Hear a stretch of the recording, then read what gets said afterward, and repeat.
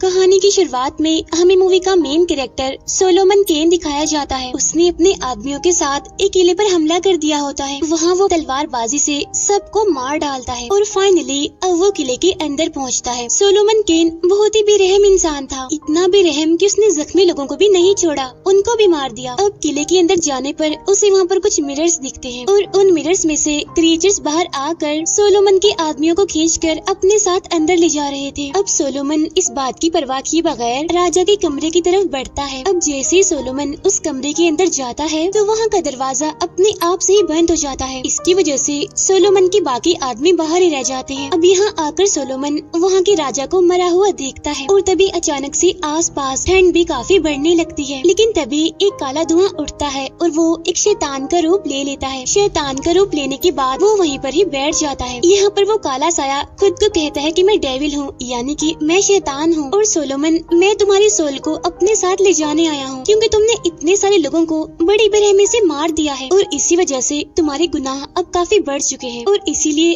अब चाहे जो भी हो तुम्हें तो हेल में जाना ही है। अब ये कहकर वो शैतान सोलोमन पर हमला करता है, लेकिन सोलोमन एक खिड़की को तोड़कर वहाँ से भाग जाता है। इसके बाद कहानी में हमें 1 साल बाद का सीन दिखाया जाता है जहाँ पर हम इंग्लैंड में एक चर्च को देखते हैं। यहाँ पर हम सोलोमन को देखते हैं जिसने सारे बुरे काम छोड़ दिए हैं और उसने अच्छाई को अपना लिया है, यानी कि अब वो एक अच्छा इंसान बन चुका है ताकि गॉड उससे खुश हो जाए और उसे हेल में ना भेजे। उसने अपनी सारी प्रॉपर्टी भी चर्च को दे दी थी। लेकिन फिर एक दिन एक फादर सोलोमन के पास आते हैं और वो सोलोमन को बताते हैं कि मैंने अपने ड्रीम में देखा है कि तुम्हारी मंजिल तो कुछ और ही है और इसी वजह से अब तुम्हें इस चर्च को छोड़कर जाना होगा। अब यहाँ पर सोलोमन को ना चाहते हुए भी उस फादर की बात माननी पड़ती है, इसीलिए वो उस जगह को छोड़कर अपने घर जाने लगता है, यानी जहाँ पर उसने अपना बचपन गुजारा था। अब रास्ते में कुछ रॉबर्स यानी कि लुटेरे सोलोमन पर हमला कर देते हैं और उसे पकड़ लेते हैं। लेकिन यहाँ सोलोमन पलटकर उन पर हमला नहीं करता, बल्कि वो उनसे आराम से ही मार खा लेता है क्योंकि अब वो अच्छाई से कभी भी दूर जाना नहीं चाहता। और इसी चीज का फायदा उठाकर वो रॉबर्स उसे इतना मारते हैं कि उसे बेहोश कर देते हैं। जब सोलोमन की आँख खुलती है तो वो खुद को एक गाड़ी के अंदर पाता है जहाँ उसके सामने एक लड़की होती है जिसका नाम मेरिडिथ होता है और वो इस टाइम सोलोमन का इलाज कर रही थी। अब मेरिडिथ और उसकी पूरी फैमिली एक दूसरे शहर में जा रही थी। रात के टाइम वो लोग एक जगह पर कैंप लगा लेते हैं और वहीं पर ही रात गुजारते हैं। रात को जब सोलोमन सो रहा होता है तो उसे अपने बचपन का एक सीन याद आता है जहाँ पर वो एक पहाड़ी के पास खड़ा होता है जहाँ वो दिखता है कि उसका भाई एक लड़की को परेशान कर रहा है। अब जब सोलोमन ये देखता है तो वो अपने भाई को ऐसा करने से मना करता है, लेकिन वो उसकी बात नहीं मानता और इसी दौरान सोलोमन का भाई पहाड़ से काफी ऊंचाई से गिरता है। अब इस ख्याल के बाद सोलोमन की फौरन आँख खुल जाती है। इसके बाद वो सीधा मेरिडिथ के फादर के पास जाता है। यहाँ पर वो उनसे बातें करता है और अपनी सच्चाई भी उनको बता देता है कि मैंने अपनी जिंदगी में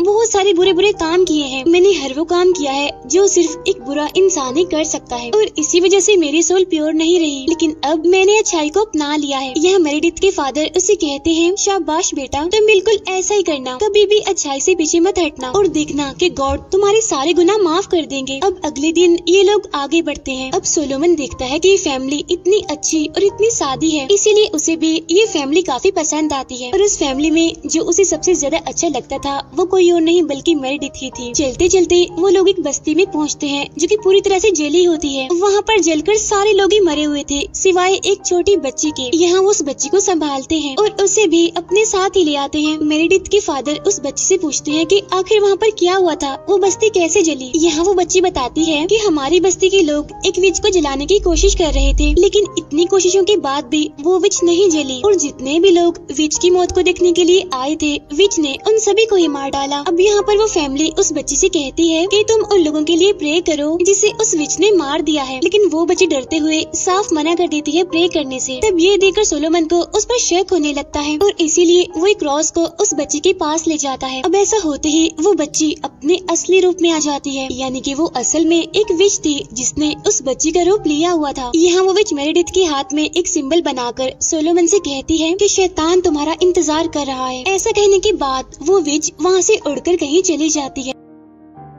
मास्क मैन को देखते हैं जो कि काफी खतरनाक था, और वो उन लुटेरों को पकड़ लेता है जिन्होंने सोलोमन को पकड़ा था, और वो उन सभी लुटेरों को बिल्कुल अपने जैसा ही बनाने लगता है। यहाँ पर मास्क मैन उन सभी पर अपना हाथ रखता है और उसके ऐसा करते ही वो सारे के सारे उसके ही कंट्रोल में आ जाते हैं। उधर मेरिडिथ सोलोमन से उस सिंबल के बारे में पूछती है, जिस पर सोलोमन कहता है कि मैं इस बारे में कुछ नहीं जानता, लेकिन हाँ तुम बस इतना सा करो कि मुझ पर भरोसा रखो। उसी रात सोलोमन देखता है कि मास्क मैन के आदमियों ने बहुत सारे लोगों को प्रिजनर बनाया हुआ है और वो उन्हें कैद करके अपने साथ ले जा रहे हैं। ये देखकर सोलोमन मेरिडिथ के भाई से कहता है कि तुम जल्दी से अपनी फैमिली के पास जाओ और उन्हें यहाँ से कहीं दूर चले जाने के लिए कहो। लेकिन मास्क मैन के आदमियों ने पहले ही मेरिडिथ की फैमिली पर हमला कर दिया था, और ये देखकर मेरिडिथ का भाई जोरों से चिल्लाने लगता है। अब उसके चिल्लाने की आवाज सुनकर सोलोमन भी वहाँ पर आ जाता है। मेरिडिथ के भाई को एक आदमी ने पकड़ा हुआ था और उसके गले पर चाकू रखा हुआ था। यहाँ पर सोलोमन उस आदमी से कहता है कि प्लीज इस बच्चे को छोड़ दो, ये तो एक सिर्फ छोटा बच्चा है, तुम इसे मत मारो। लेकिन अब क्योंकि वो आदमी मास्क मैन के कंट्रोल में था, इसीलिए वो सोलोमन की एक नहीं सुनता और मास्क मैन के कहने पर मेरिडिथ के भाई का गला काट कर उसे वहीं पर ही मार डालता है। अब ये देखकर सोलोमन काफी दुखी हो जाता है और काफी टूट भी जाता है। इसके बाद वो ऊपर देखकर ये डिसाइड करता है कि अगर अब मैंने इन लोगों को मारा तो जरूर अब की बार तो मैं हेल में जाऊंगा ही जाऊंगा, लेकिन अब इस चीज की मुझे कोई परवाह नहीं है और मैं इस चीज को कबूल करने के लिए बिल्कुल तैयार हूँ। अब ये डिसाइड करते ही सोलोमन एक एक करके मास्क मैन के सभी आदमियों को बड़े ही बेरहमी से मारने लगता है, लेकिन मास्क मैन के आदमियों ने पहले ही मेरिडिथ को अपने साथ काफी आगे ले आए थे। इसके बाद सोलोमन मेरिडिथ के फादर के पास आता है। उसे देखकर उसके फादर कहते हैं कि अभी मुझसे वादा करो कि तुम मेरी बेटी की जान बचाओगे और हमेशा उसके साथ रहोगे। अब सोलोमन यहाँ पर उनसे लड़ने के लिए बहुत सारे हथियार तैयार करता है। फिर सोलोमन मास्क मैन का पीछा करते करते उसके बहुत सारे आदमियों को मार डालता है। जैसे जैसे मास्क मैन के आदमी मरते जा रहे हैं, उनके चेहरे और उनकी आंखें भी बदलती जा रही हैं, और ये देखकर सोलोमन फौरन समझ जाता है कि इन सभी को मास्क मैन ने अपने कब्जे में कर रखा है। ऐसे बहुत सारे दिनों तक मेरिडिथ को ढूंढता रहता है। इसके बाद वो एक दिन एक चर्च में जाता है, तभी वहाँ पर उस चर्च के फादर आ जाते हैं। वो यहाँ शैतान बेसमेंट में दिखाते हैं और ये सारे शैतान भी मास्क मैन ने ही बनाए थे और इन सभी को भी उसने अपने कंट्रोल में किया हुआ था। अब यहाँ पर फादर ये बात जानते हैं कि जो कुछ भी इन लोगों के साथ हुआ है इसमें इनका कोई कसूर नहीं है, सारा कसूर तो मास्क मैन का ही है। इसीलिए वो इन शैतानों को बेसमेंट में रखकर उनका ख्याल रखते हैं, यानी कि वो उन्हें खाना खिलाते हैं, इंसानों को खिलाते हैं। यहाँ पर सोलोमन उनसे पूछता है कि आप इनको क्या खिलाते हैं। तब ये सुनकर फादर उसकी बात का जवाब नहीं देते, बल्कि वो सोलोमन को उसी बेसमेंट में फेंक देते हैं ताकि वो सारे शैतान सोलोमन को ही खा ले ताकि उनका पेट भर सके। अब यहाँ पर सोलोमन अपनी तलवार से उन सभी शैतानों से लड़ने की कोशिश करता है और इसी दौरान उसे एक रास्ता मिल भी जाता है जहाँ से वो बाहर निकल सके। अब बाहर निकलने के बाद रोशनी होने की वजह से वो शैतान बाहर नहीं आते उसके पीछे। बाहर आने के बाद उसे वो लुटेरे जो कि मास्क मैन की वजह से अब शैतान बन गए हैं वो दिखते हैं। अब यहाँ पर जैसे ही वो लुटेरे सोलोमन पर हमला करते हैं तो सोलोमन भी जवाबी हमला करके उन सभी को मार डालता है। फिर वो उनके सरदार को टॉर्चर करके मेरिडिथ के बारे में उससे पूछता है, जिस पर वो सरदार कहता है कि वो तो मर चुकी है। अब ये सुनकर सोलोमन को उस सरदार पर इतना गुस्सा आता है कि वो उसे ही बेसमेंट में फेंक देता है। सोलोमन मेरिडिथ की मरने की वजह से काफी दुखी हो जाता है और काफी टूट भी जाता है और इसी वजह से वो ड्रिंक करने लगता है बहुत ज्यादा। लेकिन तभी वहाँ पर सोलोमन का पुराना साथी आता है, यानी जो सोलोमन के साथ उसकी फौज में लड़ता था। यहाँ आने के बाद वो सोलोमन से कहता है कि आप हिम्मत मत हारिए, दोबारा से हमें लीड कीजिए ताकि हम उनका मुकाबला कर सकें, क्योंकि हम उस शैतान के साथी से लड़ना चाहते हैं। लेकिन सोलोमन उन्हें ऐसा करने से मना करता है और वहाँ से जाने के लिए कहता है, क्योंकि मेरिडिथ के गुजर जाने की वजह से सोलोमन काफी दुखी था।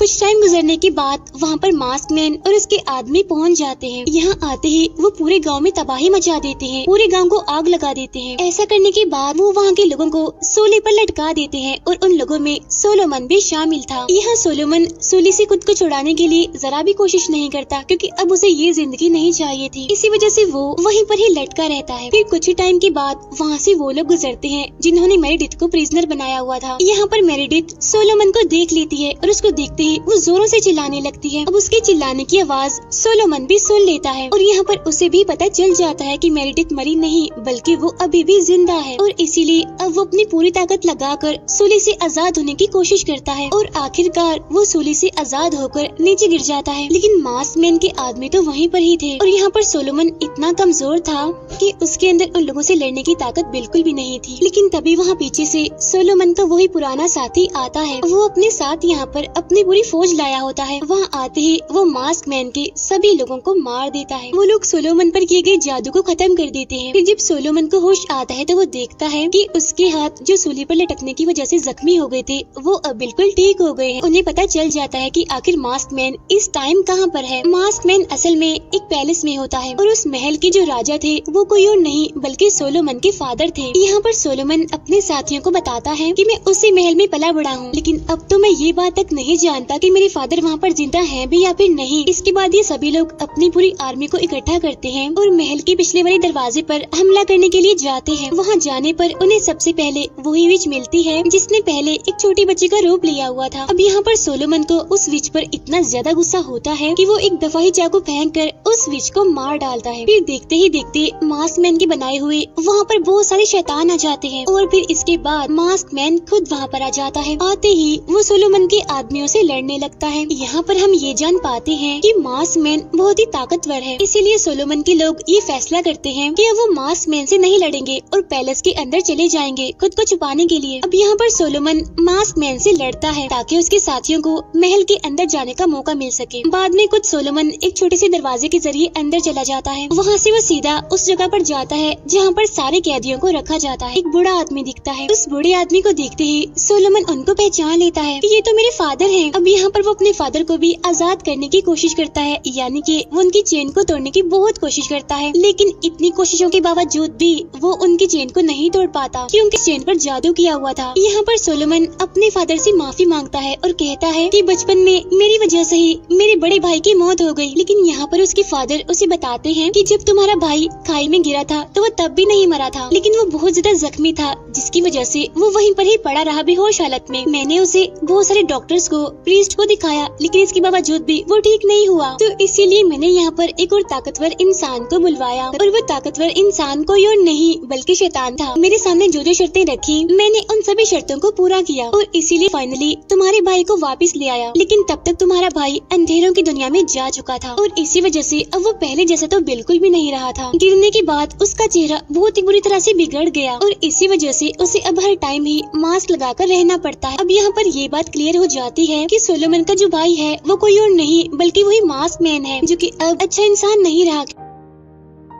सोलोमन के फादर उसे एक गन निकाल कर देते हैं और उसे खुद को मारने के लिए कहते हैं, क्योंकि जब तक उसके फादर जिंदा रहेंगे तब तक उनका लाया गया शैतान का वो साथी भी जिंदा ही रहेगा। अब यहाँ पर ना चाहते हुए भी सोलोमन को अपने फादर को शूट करके मारना ही पड़ता है। इसके बाद सोलोमन महल के अंदर राजा के कमरे में जाता है। वहाँ जाने के बाद उसकी मुलाकात शैतान के उसी साथी से होती है और शैतान का ये साथी कोई और नहीं बल्कि वही डेविल था जिससे बचकर मूवी के स्टार्ट में सोलोमन भागा था। अब यहाँ पर सोलोमन तलवार लेकर उसे मारने के लिए जाता है, लेकिन शैतान का वो साथी फिर से काला धुआं बन जाता है और एक बार फिर से वो यहाँ से गायब हो जाता है। अब सोलोमन वहाँ एक केज में मेरिडिथ को देखता है, वो उसके केज का ताला तोड़ देता है, लेकिन तभी पीछे से मास्कमैन आकर सोलोमन पर हमला कर देता है। अब यहाँ पर सोलोमन मास्कमैन यानी कि अपने भाई को समझाने की कोशिश करता है कि देखो, समझने की कोशिश करो, मेरे दुश्मन मत बनो, मैं तुम्हारा भाई हूँ, तुम्हें सब कुछ बिल्कुल भी नहीं करना चाहिए। लेकिन यहाँ पर मास्कमैन उसकी कोई भी बात नहीं सुनता और इसी वजह से वो सोलोमन से दोबारा से लड़ने लगता है। अब लड़ते लड़ते सोलोमन शैतान की उस साथी को आवाज लगाकर उससे पूछता है कि तुम कहाँ हो और मुझसे क्यों छुप रहे हो। जब ये सुनकर शैतान का वो साथी उसे एक पोर्टल दिखाता है और उस पोर्टल में एक बीस्ट कैद था और इस बीस्ट को शैतान ने यहाँ पर भेजा है ताकि वो सोलोमन की सोल को हेल में अपने साथ ले जा सके। यहाँ पर सोलोमन एक बार फिर से गॉड से प्रे करता है और दोबारा से अपने भाई यानी मास्कमैन को समझाने की कोशिश करता है, देखो, समझने की कोशिश करो, तुम यहाँ के राजा हो। लेकिन इसके बावजूद भी उसका भाई मास्कमैन उसकी बात नहीं समझता। अब काफी टाइम तक लड़ने के बाद सोलोमन मास्कमैन को काफी इंजर्ड कर देता है। इसके बाद वो उसकी पूरी बॉडी को जला देता है, लेकिन इसी दौरान शैतान का वो साथी मेरिडिथ को लेकर पोर्टल के पास आता है। यहाँ आने के बाद वो मेरिडिथ का खून पोर्टल पर डालता है, जिससे वो पोर्टल खुल जाता है और वहाँ से वो बीस्ट बाहर आ जाता है, जो कि काफी बड़ा और काफी डरावना था। अब क्योंकि मेरिडिथ एक मासूम और एक अच्छी लड़की थी, इसी वजह से उसके खून से ही वो पोर्टल खुल पाया था। वो बीस्ट सोलोमन को मारने के लिए उसके पास जाता है। और अब यहाँ पर सोलोमन गॉड से हेल्प मांगता है कि प्लीज मेरी मदद कीजिए। प्रे करते करते वो बीस्ट से बचते हुए भाग भी रहा होता है। फिर वो भागते भागते शैतान के साथी के पास पहुँचता है जिसने मेरेडिथ के गले पर चाकू रखा हुआ था। यहाँ पर सोलोमन शैतान के उस साथी से कहता है कि बेशक तुम मेरी सोल ले लो लेकिन इसको मेरेडिथ को छोड़ दो। तब ये सुनकर शैतान का वो साथी सोलोमन से पूछता है कि आखिर तुम इसको क्यों बचाना चाहते हो, वो भी अपनी सोल देकर। जिस पर सोलोमन गन निकालकर उससे कहता है क्योंकि मैंने इसके फादर से एक वादा किया था कि मैं मेरेडिथ को जरूर बचाऊंगा। ऐसा कहते ही सोलोमन शैतान के उस साथी को शूट कर देता है जिससे फौरन ही वहीं पर ही मौत हो जाती है। इसीलिए मेरेडिथ भी अब उससे आजाद हो जाती है। अब क्योंकि यहाँ पर सोलोमन ने मेरेडिथ को बचाकर अपना वादा पूरा कर दिया था तो इसी वजह से गॉड उसके सारे गुनाह, उसके सारे बुरे काम माफ कर देते हैं, जिसकी वजह से अब बीस्ट भी वापिस से पोर्टल में चला जाता है। यहाँ पर वो दोनों ही काफी इमोशनल हो जाते हैं। साथ साथ वो काफी खुश भी थे कि अब वो शैतान फाइनली शुक्र है यहाँ से जा चुका है। इसके बाद सोलोमन मेरेडिथ को उसकी मदर के पास भेज देता है और खुद वो एक नदी के किनारे खड़ा होता है और कहीं और जाने के लिए बिल्कुल तैयार होता है क्योंकि अब उसे अपने जीने का मकसद पता चल चुका था, यानी कि अब वो इस दुनिया से शैतानों और बुरी पावर्स को खत्म करके इस पूरी दुनिया को बिल्कुल प्योर बना देगा। मूवी यहीं पर एंड हो जाती है।